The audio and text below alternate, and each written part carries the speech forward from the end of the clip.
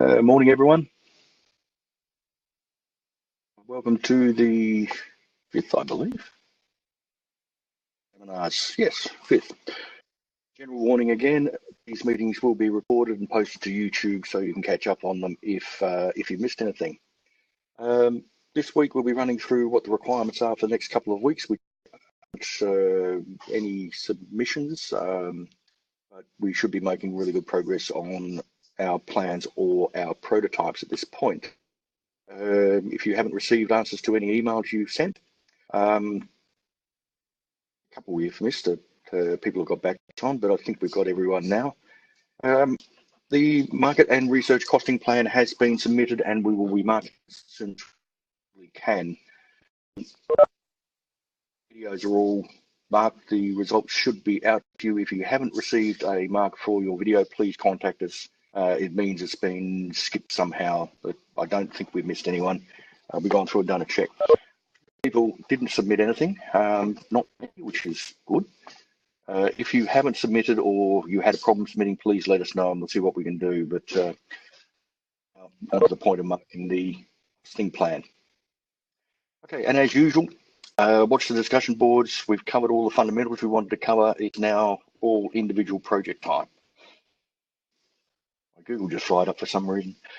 Okay, congratulations on completing all the videos. As I said, they've all been marked. A lot of these I was really impressed with. They are people are putting exceptional effort into some of the videos. It's some very good projects. We'd like to see how they can talk about that in a second. You should have got feedback directly on your YouTube post. If you had it set as comments disabled, we couldn't do that. We mailed the comments directly to you. If you haven't received any feedback, let us know. As I said, the comments are on your video. Two of us had a look at all of those videos, so we've got a fairly good idea of what you're doing. I would suggest, if you're comfortable with it, you share those videos with your people in your group. You should be quite pleased with the production level and the detail that you've gone in for them. So it's something worth showing off if you're happy to do so. Okay, so this fortnight, same sort of thing. Use your team as a sounding board for developing and prototyping your IoT idea. Any extra videos, there's no material we're pushing out to you because we want you to spend this time. Now, talking to people individually when they've run across problems they couldn't overcome, so I'm quite happy to have one-on-one time with people if they need it. Just send me an email via the IoT capstone and I'll arrange a time to speak if you're stuck. Okay, last little housekeeping bit. As we're very close to completing the course, it's not that far off, I would invite you to join our Facebook page that I've just created. Stay in touch with people or in touch with us. The course is complete, because I'd like to know how you're going, for one, and I'm sure some of your fellow students would like to keep in touch. So if you're a Facebook user, there's a link to the Facebook page, and you can join that if you wish, and we can stay in touch. And through that, we might be able to help you out if you've stuck on any technical issues. This week, I'd like to talk about, and this was a suggestion from one of the students, so we like to talk about things students want to talk about. I'm just going to touch on how we move from our very sticky tape together, as Savash put it, prototyping environment. By the way, I'll mention Savash is teaching a lab at Kurt this morning. We have Dr. Hannes looking after our MCing. Anyway, so what we'd like to discuss is taking the prototype from the sticky tape together bunch of off-the-shelf evaluation boards and moving that towards through what's commonly termed a manufacturing prototype. A manufacturing prototype is the type of device that you create which is going to look very, very similar to your end product. Now, I'll just go off and have a look at something and show you what I saw this morning. prototype.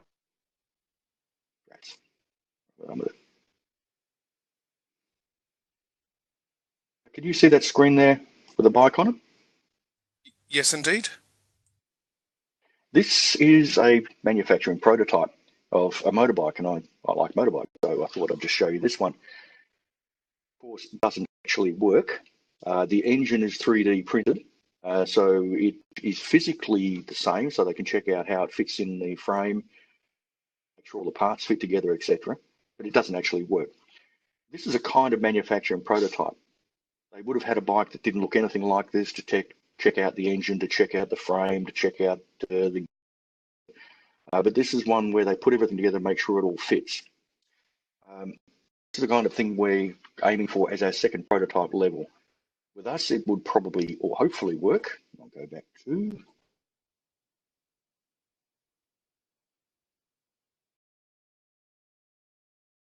Hopefully have it working, but it may still have faults. It may still need extra. It may not have all of the software implemented. Should be physically close to what you want to end up producing. And these are the sort of prototypes you can then send out to a select group of customers or testers to ensure that everything is actually working. Now, when we're past our initial, let's stick everything together and see if the concept works prototype, we might need to move to some more professional tools because the Arduino IDE's got issues, which I'll go through. A few of the tools that we use for the manufacturing prototype this morning, and they will include the software development tools, and things like why not use the Arduino IDE or similar free software, and we'll have a look at some of the options.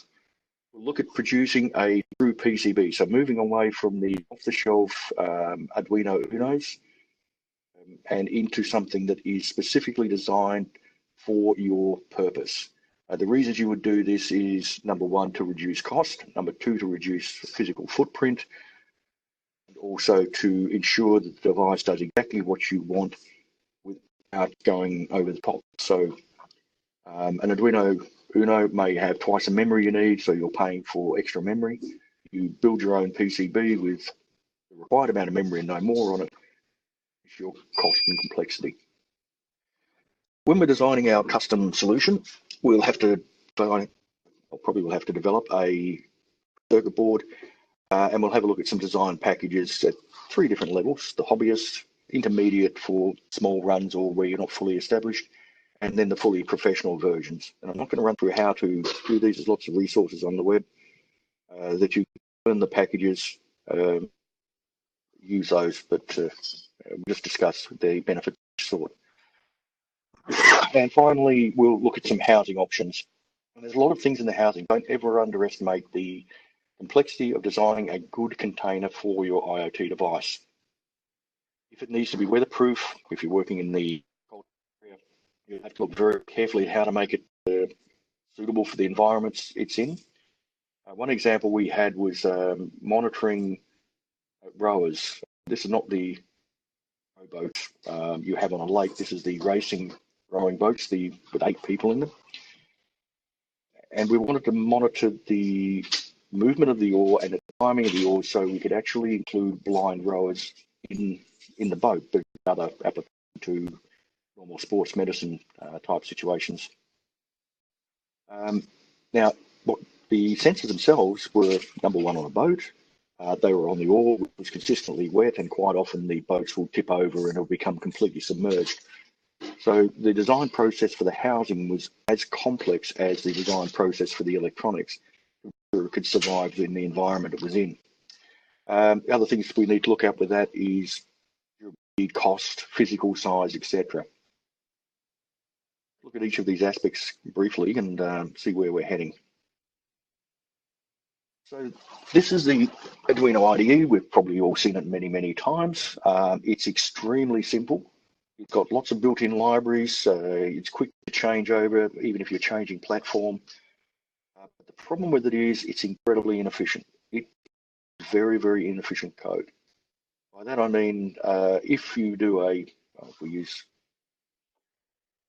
digital write out to the LED, setting it high. So let's turn the LED on. high-level language can be reduced into machine language, language that the machine can understand. And the way the simple IDEs do that is not necessarily using the minimum number of statements or the most efficient types of statements. So they're not optimized for speed or for low power use or the things we would use in production. Be extremely simple, right? Because they're aimed at hobbyists. So the code you get will be bigger and slower, generally, out of a Arduino IDE than you would get from some of the others. There's other advantages in it. Works with lots of the existing prototype boards, and the IDE itself is open source. No license fees, which is a problem with some of the development environment. Change to, so you can actually modify this to work on your own board if you have the time and it's worth the effort.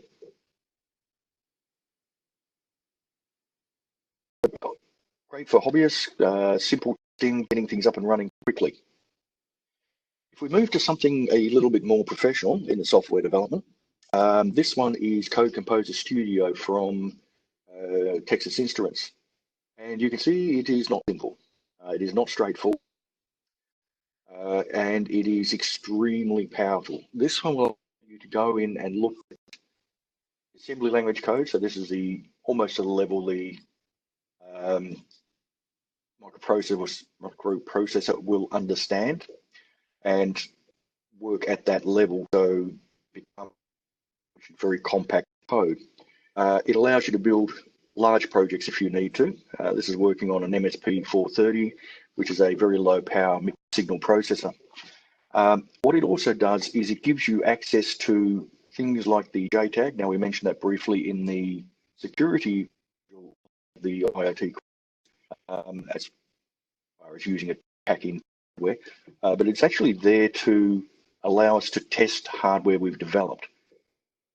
This is something you cannot do with the Arduino, but it's very, very difficult. You can't do with Arduino type IDEs because you don't have this low-level assembly language code that you can use to back into the JTAG itself and do the testing. So within this system, you can create your own board, which is what we have here, one that we've designed in hardware. You can write the software and step through the software assembly line code by assembly line code and watch what on each of the resistors and the memory and other components within our hardware. Very, very intricate, gives you the maximum amount of control, but very, very, very complex to use. But it will give you very efficient code. It's also expensive. They normally do a free version, particularly on these smaller platforms, to get students interested. If you're going to use it in a production environment, you're looking at tens of thousands of dollars. Additionally, if you're going to use some of their very special libraries for a commercial purpose, you will have to pay a licensing fee as well. But if you've got very large runs, that's probably a way to go because you can get that efficient code. The money you're spending on a very complex large package like this is reduced over the large run of items. You can reduce the cost of each of those items by making it more efficiently, less powerful processor, etc. But this sort of package is something only a qualified digital systems type engineer would ever want to use because it is difficult and complex and not user-friendly. Linux is user-friendly. It just picks its friends very carefully. Correct, Hannes? Well, I've heard that. Once we've got our software worked out and we're developing it in the right environment with the right level of complexity and the right level of efficiency, we need to look at how we're going to turn our sticky version. I think this was actually done by Sebastian. This was M series, where we have a whole bunch of very standard off-the-shelf boards. There's a IMU here. There's our radio transmitter. Sitting underneath is the battery under there. We've got some switches and some plugs and all kinds of things sort of just packed together so that we can test the concept. These are really nice, except if you ever bought anything that looked like that, you wouldn't be very happy because it won't run very long. Things like the wiring here, it breaks time. So pulling them apart, fixing them, the switches fall off. It really isn't a good device to be putting out in an environment. So what you want to do is create something like the ones on the right here. These are two that we've made us. This one here is a text-to-speech engine for taking from a computer screen and turning it into English, Farsi, Spanish, German text, spoken text, for use by our vision impaired students. This one is an ultrasonic guide, again, for vision impaired people to notify them of obstacles in the way by changing the vibration rate of the sensor itself. So not really IoT devices, but you can see that the layout of these and the appearance of them and these wires and things stuck together is much nicer than the very first prototype which we put together. So how do we go from this to this? Well, we use one of our wonderful PCB design packages. These quickly, then I'll show you some examples of fritzing. Fritzing is a very interesting package. It looks very much like Tinkercad. It appears, however, it is not a simulator, so you can't write code on it and have it run on the Arduino board. You can write code on it and have it upload to a physical Arduino board and run, but you need the physical equipment sitting next to it. It's free, so that's really handy. It has a built-in, which is the electronic drawing. It'll produce the PCBs for you. Sponsor who will produce those PCBs just by clicking a button. So if we get out of here, and I'll go to my open fritzing. Okay, can you see fritzing here? Yes, indeed. So if we look at the first one, we can do something very similar to the way we set up Tinkercad. As I said, you can't actually run anything on here, but you can wire it up like so. And from this, we can produce the actual schematic. And this is the important diagram for engineers because it shows where each of the cables is connected, the value of resistors, where things are going, and there's an upside down diode there, which, and we can actually wire up what we would need for production of the printed circuit board. This is automatically routes out a PCB for you. So here's the printed circuit board that would be used for that layout that we have, and you've got lots of options that you can to change things. So I'm rotating that particular resistor. If we didn't like where it was, we can click on them and got to go back to the, anyway, I won't do that. Just took a bit of time. We can move components around, we can move tracks around, create new tracks, etc. That's really nice. What we can also do is click on this fabricate button.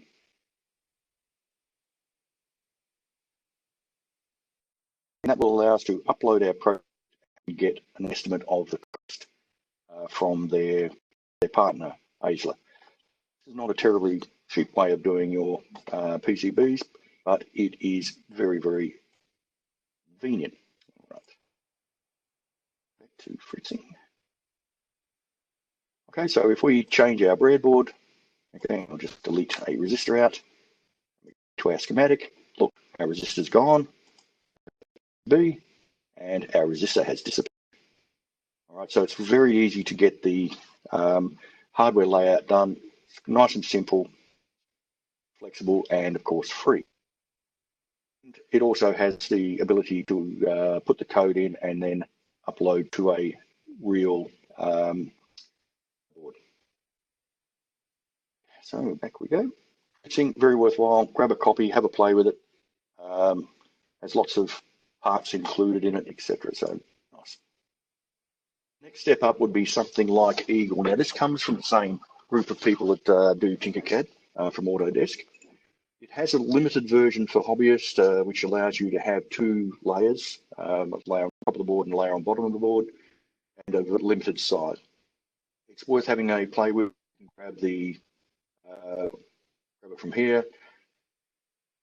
Nice thing about it, if we just go off and have a look, is that it can scale with you. It has the SPICE, which is a simulator for the electronic. We can put blocks, synchronizes in real time, and we've got the ability to manually route the tracks around where we want them. Nice middle of the road one. It's not that expensive. Model the PCB, what it's actually going to look like, but you have to have the full version for that, of course. So again, nice middle range one that you can use. And then we get to the really expensive ones. This is the Altium, nice little Australian-made package, but one of the most common ones used globally. And it will do all kinds of very fancy things for you. It'll handle multiple layer PCBs. It will give you heat map where the power is being used, so you can look for physical hotspots on the circuit board. You can do 3D models of your finished PCB. Lots and lots of things you can do with it, but it doesn't simulate, but is a production level PCB package.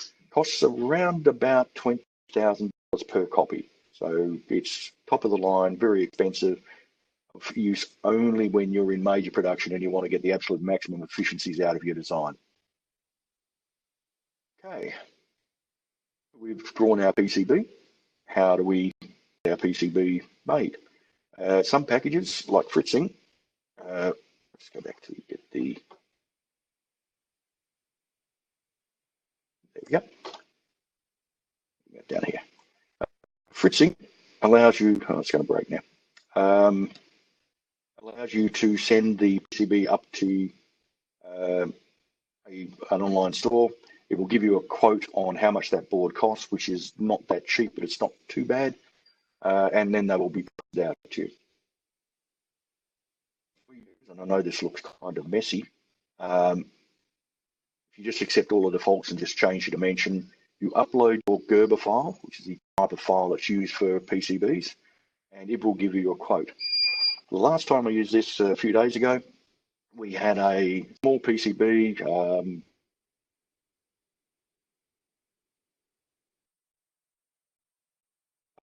We got, I think, them done, or 9 of them, whatever would fit on the standard black board.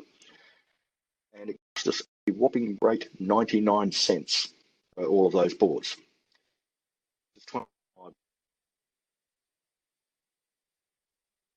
But the point is, the PCBs themselves were incredibly cheap. So if you weren't in too much of a hurry, you know, they had free as well. You can get your PCBs with the component very, very cheap from China. Bear in mind that the and you'll have to check everything very, very carefully if you buy from one of these Chinese manufacturers. But it is extremely cheap, so you can afford to take a chance in some cases. These companies will also look at populating or sticking all the components out to you. We've done that. We have had problems with, again, they have tended to be about a 25% failure rate. So you can fix some of those, some of them you actually have to throw away. But again, the cost is so low that it is actually throw stuff away. Okay, moving on, let's go back to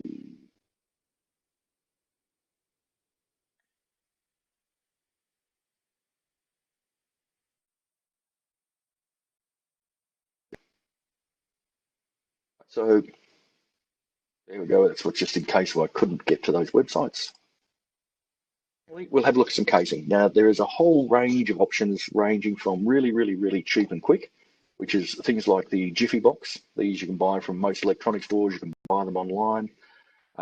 If you're buy them for a matter of cents each. So very, very cheap, very ugly, but they will work in some cases. And particularly if you get weatherproof ones of these, say you're doing an item that's going to go out in the garden, it's probably better to buy one of these, seal it up, and ship them out because people aren't going to look at them. And they're really, really cheap. This way, we can buy them all kinds of sizes and shapes. You get keyboard ones and other things. Very pretty, and they're not exactly suited to what you want to do. Then, next way we could look at is 3D printed, and I went and found a pretty problem here is that 3D printing is great for very low numbers. So if you're only going to produce 10 or 20 of these a week, then 3D printing is pretty good. Problems with them is it's very slow to produce items, but it's very, very cheap. The plastic itself is usually a kilo, and a kilo of plastic does an awful lot of housings and boxes. Sometimes you will have quality issues. You can see that there's problems with the printing here. We can see all the lines. Get a mesh on top. May not fit together because the plastic warps. So quality-wise, they can be reasonable, but they're not perfect. If we look at some of the rapid prototyping that is done, and these are vacuum-formed items. Quite often, they're not actually for production because the material is not of a standard that you could put out to customers. Yes, they might be a plastic, which is using a laser, and they tend to be powdery. You can just rub and they come apart. They're prototyping, so make sure everything fits, used in high volume runs. Vacuum casting can be used in high production run, and it's reasonably cheap. It uses a very thin, lightweight plastic. And then finally, the really expensive way to go for very, very high run is injection molding. So all it is a mold. You inject under high pressure, hot plastic in there. The gap, you pull the die apart, and you've got your finished item. And boxes work the same way. This is really good and becomes incredibly cheap, but you wouldn't get the thing for a run less than 10,000, 20,000 items. And that is because this mold, over here, we can see the big blocks of steel. They normally cost somewhere in the vicinity of $20,000 to $40,000 to make. So you're up for a very large sum of money before you produce your first item. And then you've got to get that cost recovered over the run of devices that you're making. Setup costs you $40,000, and you're going to produce 100,000, then you're going to charge an extra 40 cents each just to recover the cost on manufacturing cost, which is really minimal.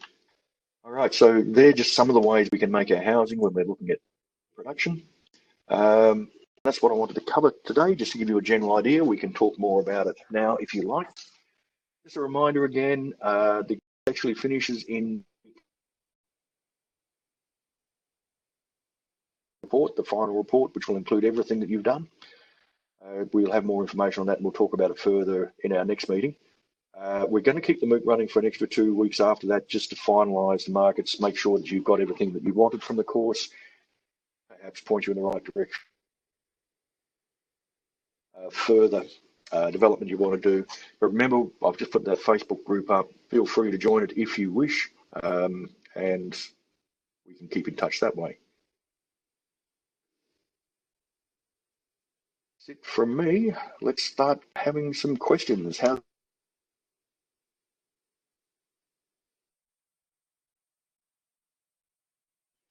we go, Hannes? Anyone put their hand up? Not yet. Share your videos. It would be good to do so with your group mates, because they were really, really good, entertaining to watch.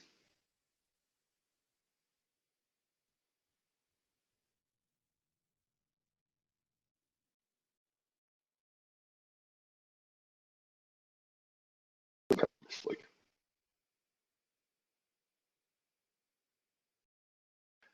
I'll just go and see if I can get that Fritz thing to work a bit further.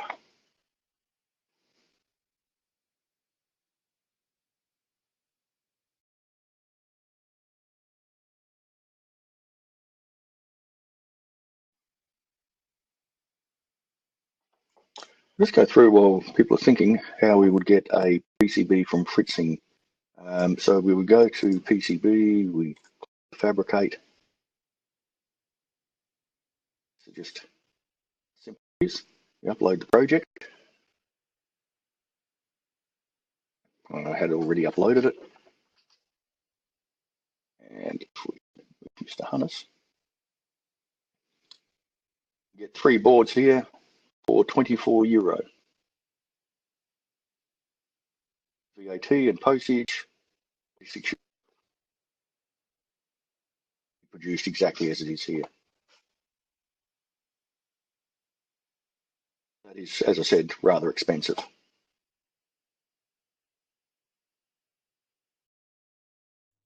And we've got lots of options here. We can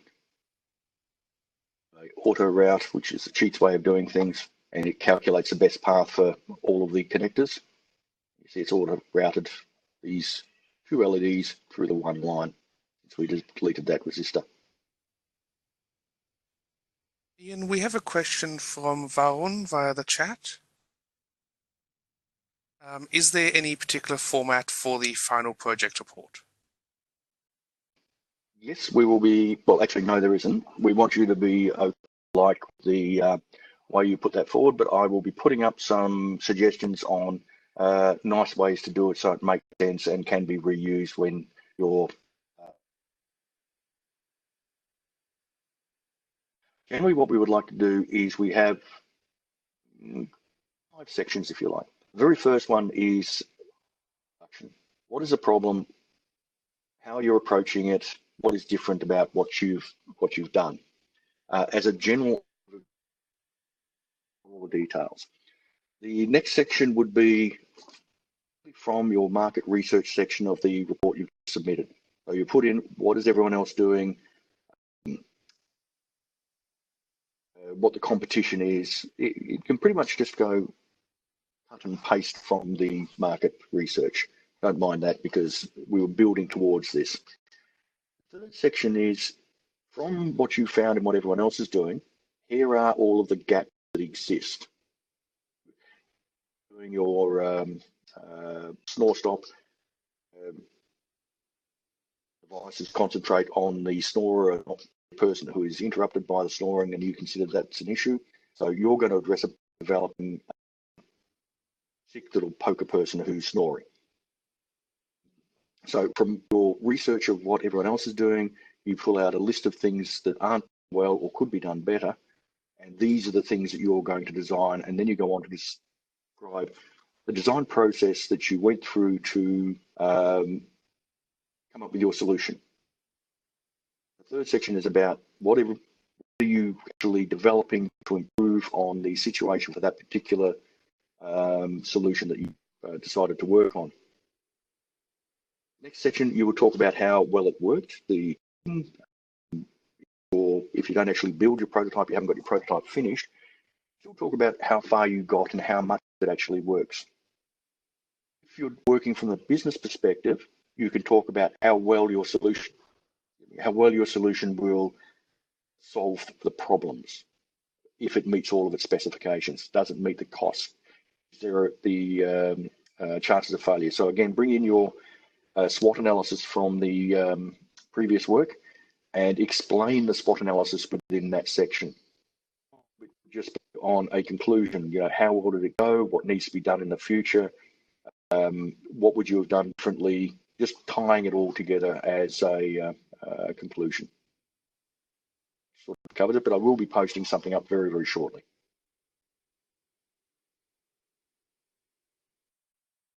You follow it quickly. If you have a better way to do it, if you're more comfortable doing it a different way, we're quite happy to accept it like that. No more questions at this point? Quite a lot this morning.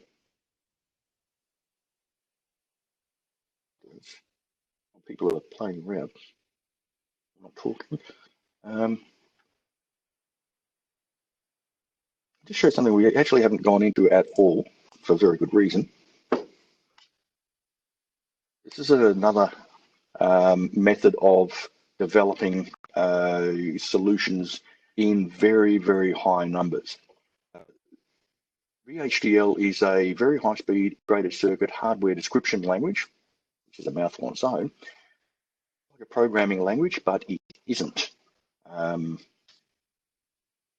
at a bit of code here, and we will see that, as I said, it looks like a programming language, but what it does is it describes the actual hardware. So you write these commands, and that physically lays out hardware for you. For an example, there we go. Show the particular one. We've got our libraries as normal. We set up entity, which is a thing. We set up the pins, which are connected to this device. And in this case, we're adding read-only memory. So what we do is we enter into there our particular code words that we want to have in there is from the ROM. And that will actually lay the silicon out on the chip in from this information. And this is how chips are actually designed. Really, really keen on this stuff. Don't get into it. Complex.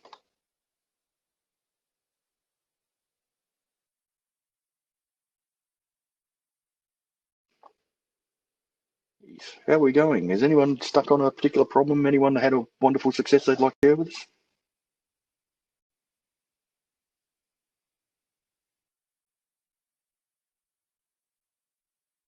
A couple of people I'm catching up with later in the week, or a couple later today that have run across a few bits and pieces.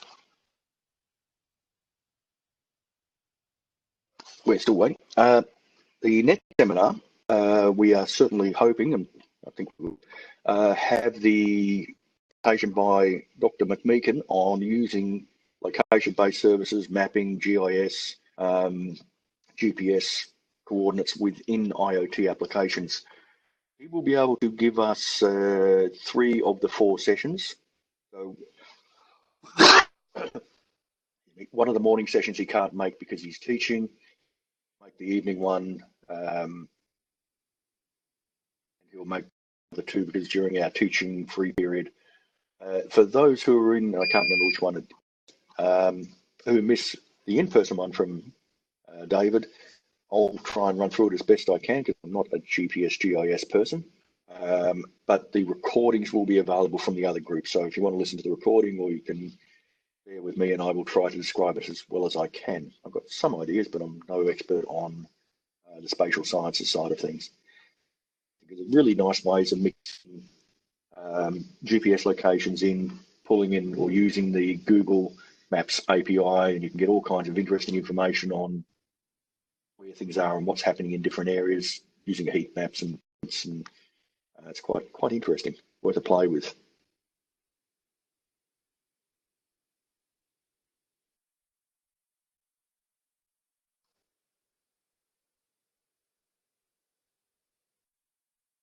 Everyone has a mark for their video, I hope. If not, please let me know now. It's a good time to let me know. Screen. There's a question from Andrew Stone on chat asking when will that session be?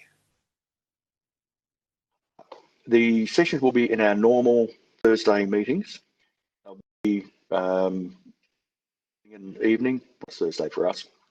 But one of the mornings, I can't remember if it's the first or second one, run through it, but they will be recorded, and that's from next fortnight on.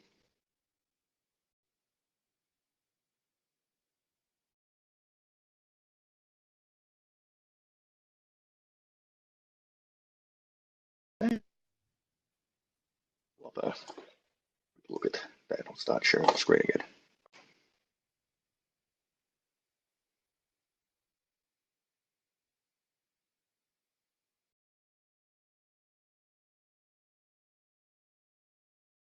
Right.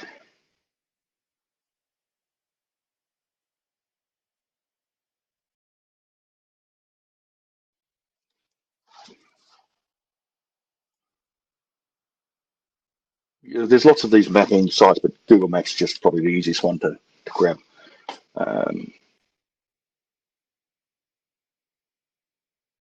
To developers.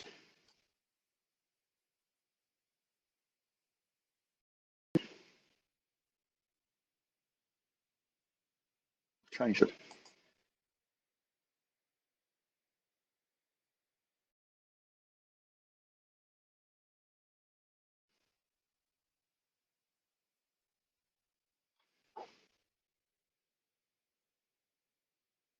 Oh, that's the right one. Here we are. Okay, so all you need to do is, when you want to start working with it, you get a key so that you're known to them. And you can access the APIs to interface with it. Have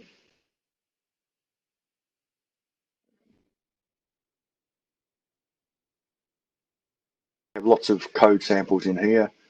The first thing you have to do, as I said, is get a key.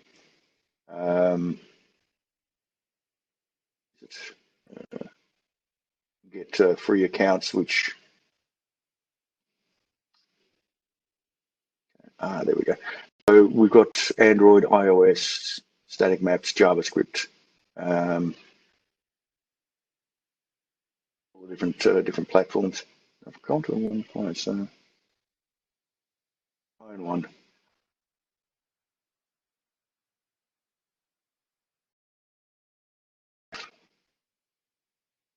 Area. There we go. Here's some code.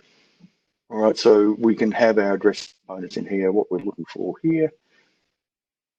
There we go. So we get our latitude and longitude from our GPS devices floating around, and we can plot that directly on the map. Or we can build areas around it. We can have geo boundaries. We can use heat maps to show different levels at different GPS locations. And this is pretty much direct data that comes from the GPS chipset on your device. Looking for some sample code.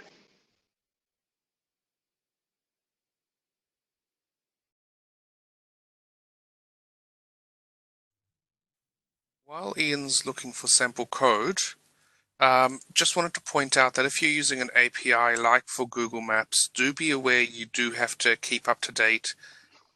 Changes, you will have to update your solution. You'll probably get a bit of warning, but you do have to keep up with it. If you're using publicly available libraries, similarly, if one of those changes, it could affect your product. So do always make sure to keep up with any software you're using, basically. Moved everything to a cloud base rather than.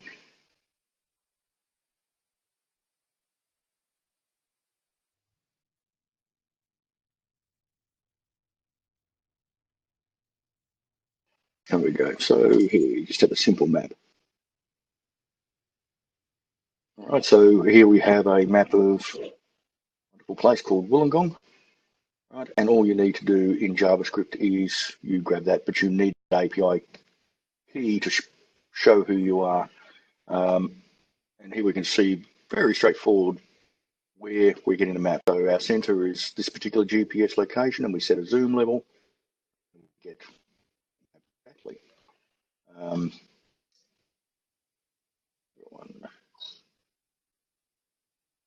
Handling the eyes. There we go. I haven't seen that one, but we'll have a look. And then there's all kinds of things that they build into it. So dark mode.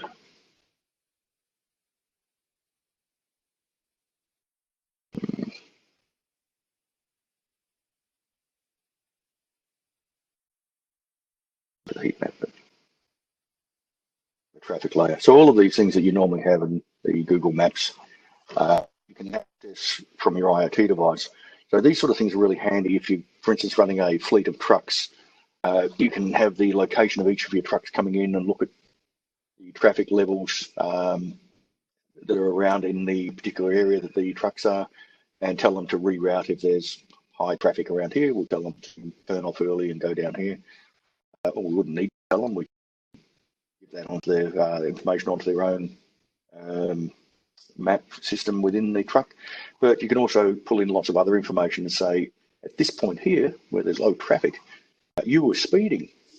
Couldn't, because it's our truck and we want to look after it. You can watch all of the engine conditions, and if there is a low oil warning, for example, get them to pull off from this point here and go to the nearest service station where they happen to be. And this can all be done without any human intervention, right? You can have the truck communicating where it is, saying there's something to the display system that we've got here. It will then change the route on the truck. The driver, just following the route, will drive to the service station without even knowing why he's going there. The service station will also be notified, can you please put some of this oil in this truck when it turns up? So the guy will come out with a bucket of oil, not knowing why he's of oil, and he'll get the license plate of the truck. He'll go and put it in. And nobody needs to talk to anyone else. And they can all be billed back at the office without cash changing hands or credit cards or anything else, and without human intervention again. So even these simple things can be used for quite elaborate management systems in IoT, and they are definitely worth playing with. Location data is becoming more and more crucial. Does anyone on at the moment have an idea how they could apply location-based data to their particular project?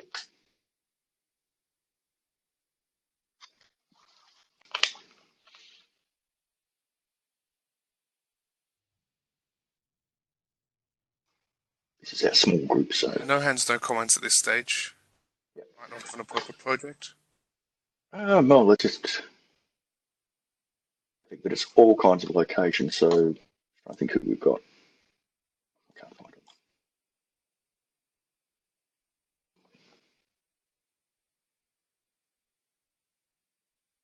it. Well, if there's no more questions, we'll close off now. I shall hang around in case.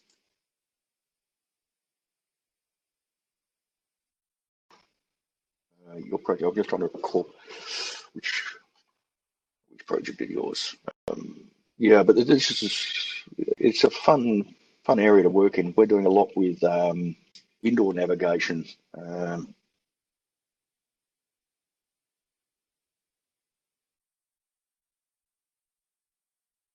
Particularly for guidance of people either vision impaired or in wheelchairs within buildings themselves. Won't work. Really good examples of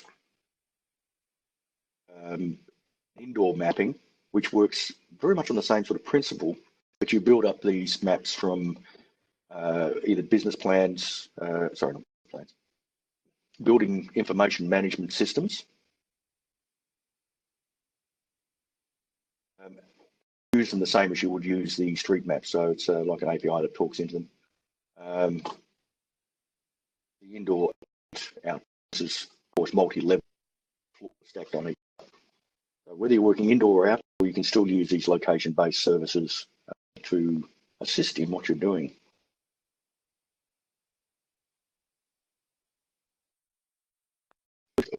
Yes, I know that one.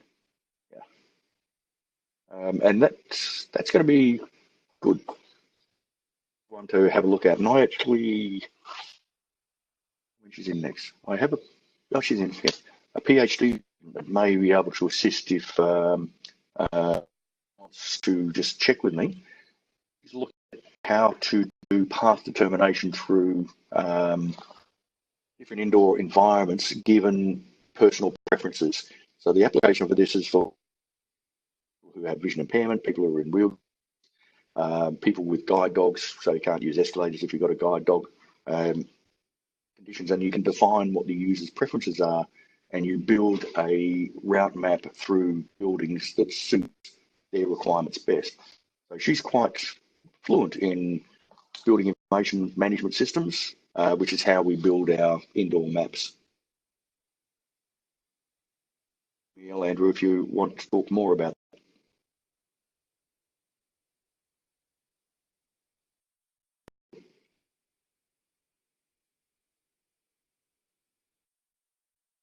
Let's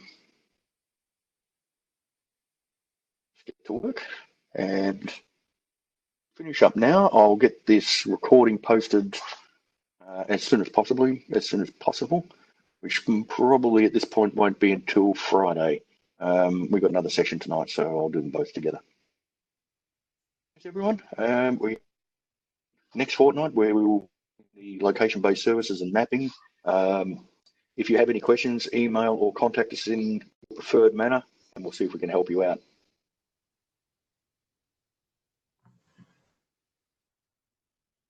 Thank you, Edward.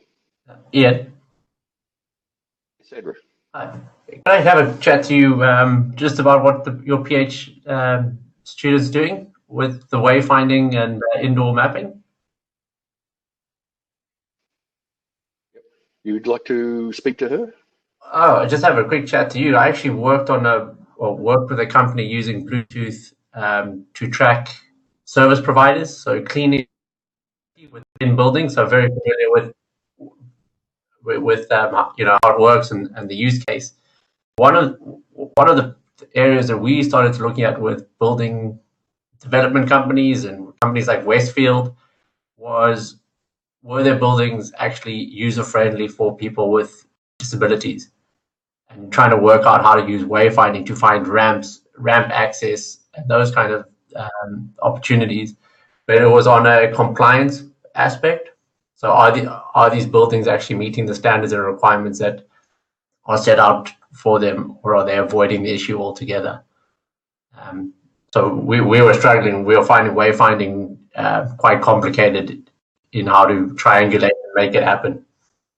It is. Yeah, it's actually very complex, which is why we have a PhD student working on it, not just some undergrads. Yeah, we struggled a lot. We put it aside because it was taking way too much time. Yeah, well, depends on how you're getting the map information.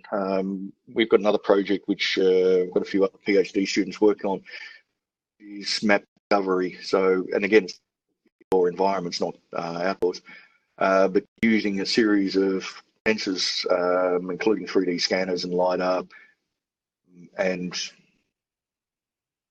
image recognition, image classification, to actually build the map, the indoor map. Right. That's interesting. Very hard to actually find places that have good maps. And some of the mapping looks nice, but it's in a format that's extremely difficult to something useful for others to use. Yeah, if we go and have a look at our maps. We also realized in that gathering that data side for deployment is how often the maps available were changed and not updated with the way facilities management companies are able to reconfigure and change building layouts so quickly. Quite often that information is not readily available, and you discover parts of a building that actually look like a fire exit on the map but aren't on our converted office. The reason we went to the discovery, or worked on the discovery mode, because if you look at a common problem for in conferences or seminars and all kinds of things where they set it up, everyone goes in, then they tear it down, they put a completely different one up next week. Yes. Way of maintaining maps. So you need to go in and discover. Right. There we go. This is our building on our Perth campus. Cases you can get really, really good information. How do we change floors on this? Just directions. Directions aren't very good, and we can select here, avoid stairs and obstacles. Walking. And will it do it? Won't do it, but what do I do from here? There we go. So hopefully it'll tell us where we're going. Yep. There we go. So it's worked out a particular path for us, which is far from optimal. But we can actually change levels on the building. Oh, there it is down here. We go to level 3. Right, and we can actually change that. And my office and Hannes's office. So we can move around the different levels of the building. We took that information and then laid it actually onto a mapping API.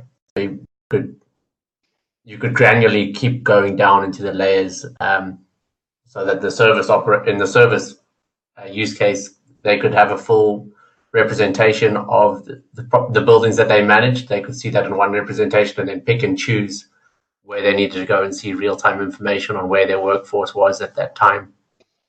Or in a lone worker environment, maybe the individual had fallen down a flight of stairs and there was no response. So we're able to then send somebody exactly to that location to try and see if there was an issue with that individual. So it's interesting. Are you using Bluetooth for the indoor communication side? Or a combination? The Bluetooth, we generally have sensors talking to the controller via Bluetooth, and then we would use, depending on the environment, some other form to get mapping, etc. Normally just the Wi-Fi, but we all of the sensors talking to a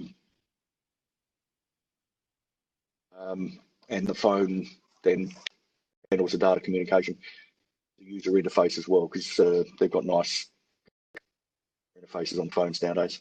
Yeah, I don't know if she's use the phone to talk.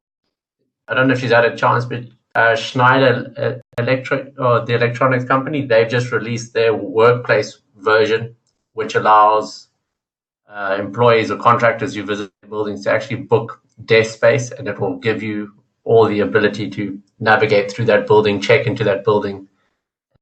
I think it's their building in Amsterdam where they've launched it. So just an extension of the use case for their environment. But it's moving along very well now. And it brings in a whole stack of safety that can be built in. Yeah. So we've got people working on underground mine safety within the mine, but watching the hydration levels, heart rates, the helmet, all kinds of things you can watch on the person, but you need to know where they are. So the indoor localization is really important from that side. Just out of interest, which version of Bluetooth are you thinking of using? I've just I'm actually not going to be using Bluetooth on this particular project, but I've worked through a company called Contact out of Poland, and using their beacons and their platform. They're an interesting company that may be worth engaging with, because their founder is actually it's an interesting company to contact, because their founder he's visually impaired himself. So can you hear me still? Broke up a little bit there, but I think I got the gist of it.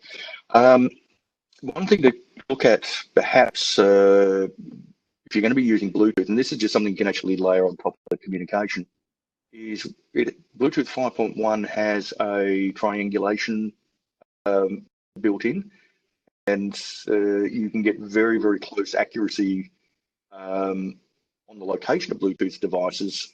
They're saying down to a centimetre, but I don't yet.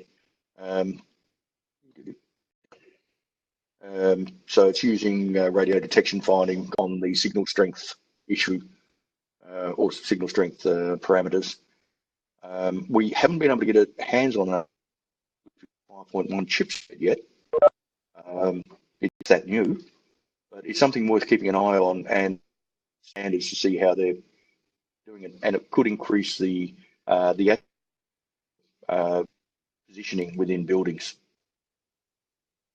Yeah, I think at this stage, what I'm trying to explore is how we take the information we learn from the tag that's actually going onto the asset in transit, and from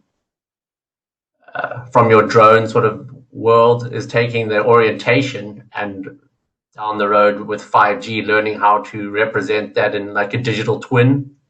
So the whole end-to-end experience is not just a point of interest, but we're actually showing you how your cargo was handled, its tilt. And so I just, from the beginning part of the project, you said explore this thing as far as possible. So even though we're working on a real-world solution that somebody needs today, I've used this time to say, well, where could this go with new technologies and new trends coming, and how do we achieve that? So yeah, that's a really interesting thing. Where can we take this? How far can it go? It's just opening up with what we can do. It's intriguing. Yeah, and then today's webinar talking about the housing, that's delivered a new level of complexity, because initially I was thinking the ability to interchange SIM cards, because every global jurisdiction has a different network, and having access to people opening and closing the hardware is going to present its own problem. So how do we have global communication, one SIM card? So I think we've managed to find a way to do that, but then you incur other issues around latency and delivering that information quick enough to make it effective for the VR delivery of your content. But we don't have enough access to 5G or anything yet to work those out, but I'm just problem solving in my mind. And theoretically, it's very possible. Just looking at some of these. Do you perhaps know of a global certified PCIV? At the moment, the ones are regionally certified. Can you send through some specs, and I'll have a hunt around? Probably be able to find someone who could work with that. Yeah. Yeah. Okay. Through some details, because it was breaking up a little bit on the audio there. I'm not quite sure what you were looking for, but I'll drop you an email. Email. Let me go to the chat. Chat on. That's my chat on. Send it to this address. I think I've got your address. Josh sent it to me just before he left. Okay.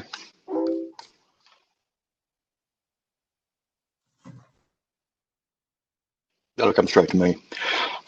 All right. Well, back to you. Thank you for that. That was interesting. And that project that you're working on is one of interest to me, because we had a look at it three years ago and really were struggling to work it all out. Easy thing to, and it's particularly difficult because each person with disabilities has a different requirement. As I said, you've got escalators which people with walking difficulties would love to use. Somebody with a guide dog, guide dogs hate escalators because their claws get caught in the little grooves at the top and horrible. Yeah. We're trying to avoid them. So you can't say, if you have a disability, go and look for ramps, because it doesn't fit everyone. Yeah, for every solution, we learn 3 or 4 other complexities or challenges that those solutions provide. And what interests me is the more that we can learn and challenge ourselves, maybe the building industry find better finished products that accommodate all of these requirements. And it's the IoT that's going to help guide us in that direction in the future, which is fun. If you just look at, you will see in the living lab that we have during IoT1, I think we used it there. That's really very early stages of what you can do. And we can tell how many people are in a particular room by inferring information that we've gathered from things like how many people walked on the staircase going up to the second level. Yeah. To the third, we can see who opened or how many times this door was open. And then we can measure the CO2 and the air movement and the temperature changes, and that how many people are in each room, even though there's no sensors in those rooms. Yeah, it's so exciting. I think when people ask me questions, what if, that normally follows on the opportunity to say, well, in IoT we could probably sort that out. Yeah, it seems to be the trigger. It's quite amazing. It seems to be the trigger question. What if we could do this? And then you're like, well, actually, let's think about it. I think we could. So, but Ian, I've kept you long enough. Thank you so much. I'm going to try and pop down before this course is over to get half an hour with you at the university, if that's okay. More than welcome. Yeah, where are you actually based? I'm actually in Perth, but yeah, just come. Yeah, if you let me know you're able to come in, I'll make sure that Malika's around. She's the one doing the indoor local, and we'll make sure he's around as well, and you can have a bit of a chat to him.